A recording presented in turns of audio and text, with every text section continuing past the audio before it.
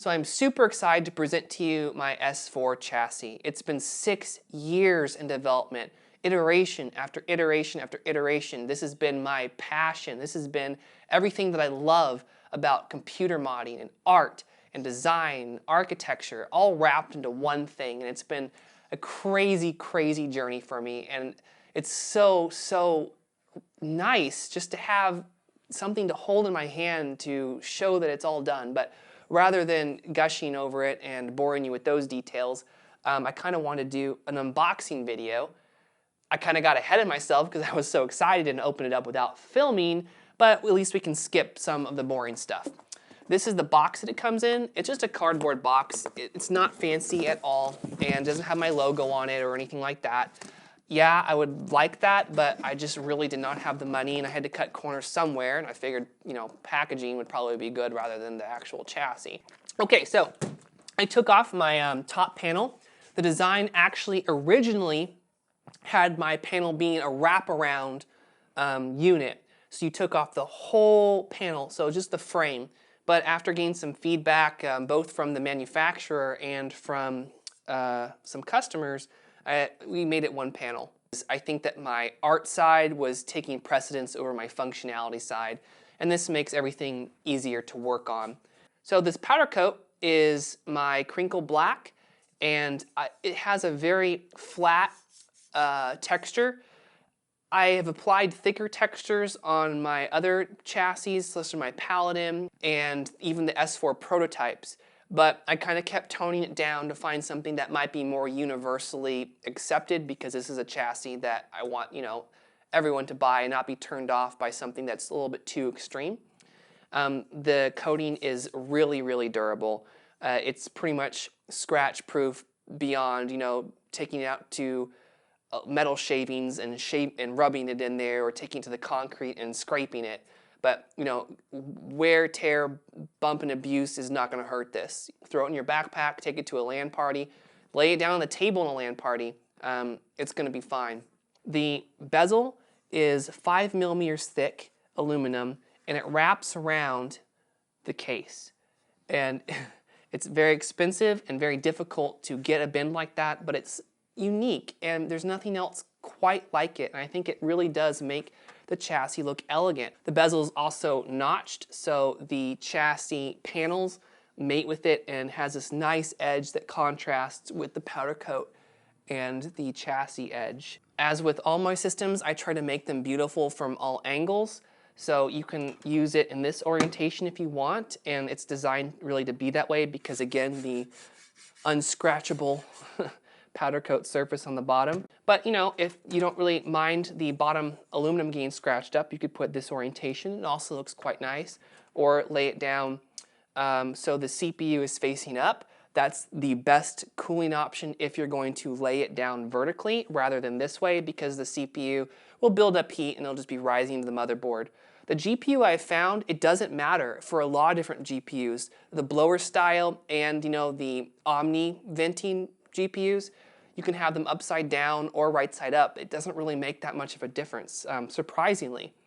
Puget Systems, awesome guys. They helped me out with this, and we kind of looked at different builds with the thermal imaging stuff that they had, which is super cool. So that's where I'm basing these claims off of.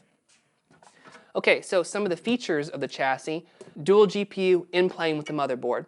That's achieved with a riser ribbon, which I am also selling. I actually went to the drawing board and had one developed, but I've been since in talk with another company and had another one sourced for this, and it's all black and really nice, and I think you guys are gonna like it. You know, modern graphics cards are really short. This is a 285 ITX, which is by Sapphire, fantastic card, and this is kind of representative of a lot of the graphics cards out there now, the high-end mini-itx ones. And you can easily stick this in this chassis, just this direction. I mean, that's about as easy as it gets, to be honest.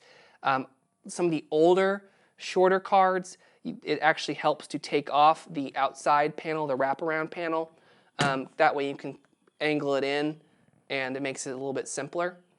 And I think that a final option I put in here. You're not gonna be able to see it, I think, on the camera, but there is a cutout on the interior frame right here. And I did that for a couple reasons. If you're a modder, you know, you could probably do some more cutouts right here. If you have a mill or something, you know, put some more cutouts, and that way the graphics card has even more way to exhaust air. Also, if you have a really long graphics card that just barely would fit in this chassis, if you take off this wraparound bezel, that also allow you to kind of put the card in like a little bit past the interior of the chassis, so you can back it up and install it. So a couple other features. We'll start with the fan mounts over the dual slot expansion bay. If you're using a single slot expansion card, like again my customer Paladin, they use single slot cards that are video capture cards. They get pretty darn hot. They require airflow throughout your case. So by sticking a scythe, I think they're 12 millimeter thick, 120 millimeter fans over that, cools it down icy cold. So that was the main reason that I put those fan holes there. But then I went back and I tweaked the chassis a little bit and made it a little bit wider, which really hurt really bad. But the reason for that is, you know, the graphics that CPUs are able to push now are really impressive. And for a lot of us people that use our computers mostly for work or as media centers where we're just, you know, transcoding video, we're playing, you know, a lot of indie games on 1080p, we're watching movies and stuff like that, you don't necessarily need to have a dedicated graphics card in your mini-itx system.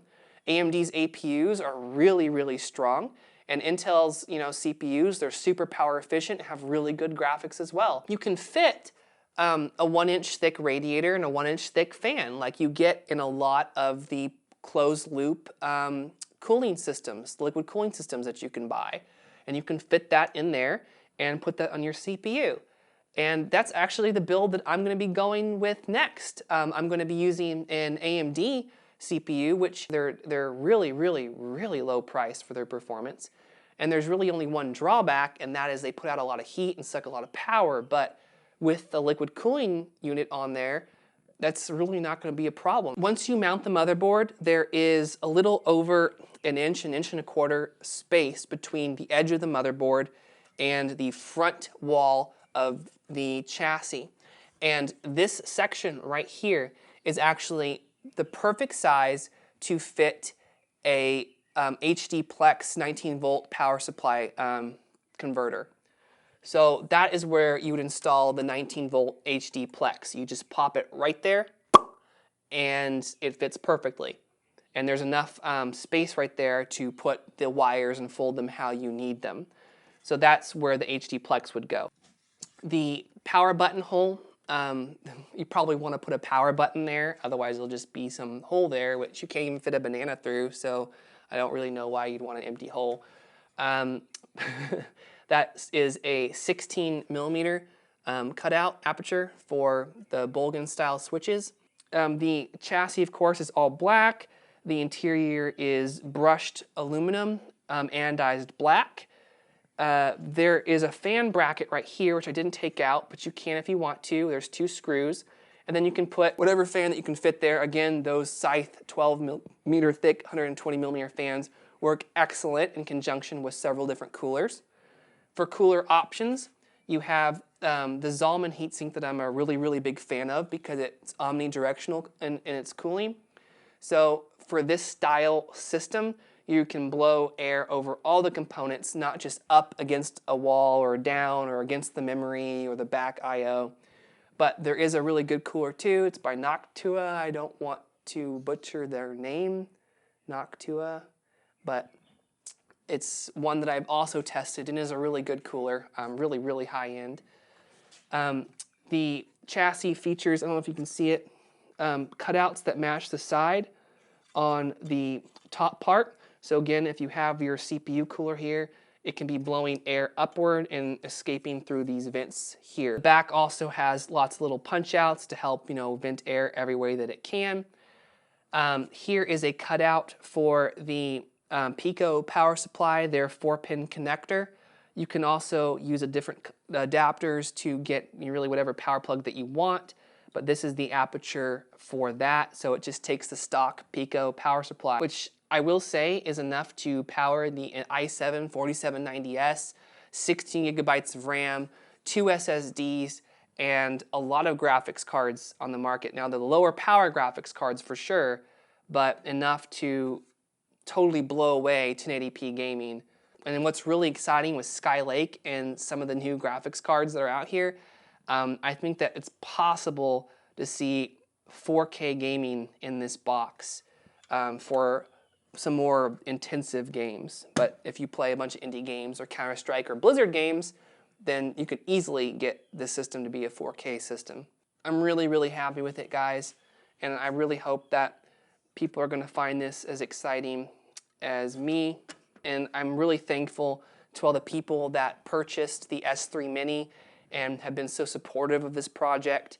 And if you like this chassis, consider maybe buying one. They are expensive, but I'm a small one-man operation and I couldn't purchase a lot of them. And the trade-off was I tried to make them as good as I possibly could. So tell your friends, maybe they're interested in it. Please share it if you like this project and support it. I didn't do a Kickstarter, so help kickstart my project by sharing and sharing and sharing and sharing and sharing. So thank you very much. And if I can answer any questions, send me an email. My email is josh@nfc, as in not from concentrate, nfc-systems.com. Thanks so much, guys.